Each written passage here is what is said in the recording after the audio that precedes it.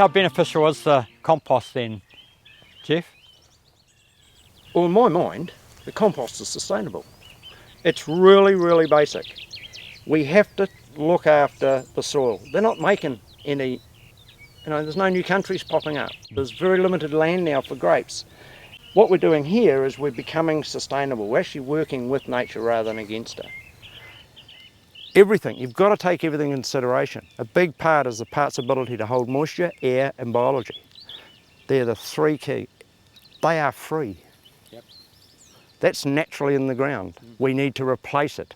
When we work the ground, we burn organic matter. When we apply nitrogen, we burn organic matter. Not that grapes need much nitrogen, but we do burn organic matter. We weed spray, we do everything we can to make the soil go backwards. And what you're doing here is we're making it go forward. And it's quite evident from that row to this row that in 1 year, these plants are now responding to the love and care we've given a natural process. Yep. But what we've done is all we've done is replace what we've taken out. Yep.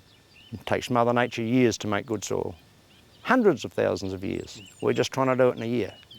And we know that never happens, but what we have to do is to work into a cycle to keep replacing or rebuilding. It's all about soil biology, organic matter, should be circulating and rebuilding. It's the old car syndrome, Everyone loves the smell of a new car, just not anyone can afford it all the time.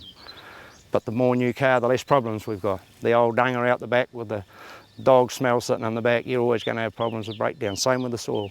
Replace it, fix it, get it going. It's just basic maintenance. In the long term, this is still sustainable. So in 7 years down the track, this is still doing what it's doing. That's going to struggle. Not saying that it's going to die, but it's going to struggle. And then the first thing that happens is the flavour's gone down, or this isn't happening, or they're not getting the replacement cane. All of the things that we need to set up to get this all come from the cane that we lay next year. So that plant has to store carbohydrates. This plant will store more carbohydrates purely because the leaf size with the senescencing through the plant, just purely because this leaf is here, it's got more to go down. Leaf's so small there, and if it all dries off before the senescent comes, or it defoliates, or there's less energy to store. Yep. That's the nuts and bolts. So how important is consistency for vineyards, Jeff? Just about as important as air in my mind. Yep. You can't live without it. The big issue that I have is that we're always going to get consistencies and inconsistencies within a vineyard. We have that because of our soil types.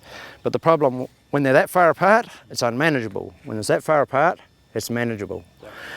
And when we're looking at, if we take in all of the processes that go through in the ground, the consistency factor makes it easier for the vineyard manager, worker. So we have, I've always seen it where these programs have been put in place and we address the whole thing rather than one element. Yep. We get better cane, better internode spaces, better energy stored, so we have better cane selection. But it also comes back when we look at, we can't lift this wire here because it's not high enough, where we can lift this wire here because the wire, it's already coming at the top. So that means one pass can do everything, rather than have to get another crew back to come and do it or do them separately. So when you're, from a management point of view, it's better to treat the whole block the same. And if you've got to wait a week for it to come right, is a lot better than waiting for 4 months for it to come right. And over time that will get weaker and weaker and weaker, whereas this should maintain.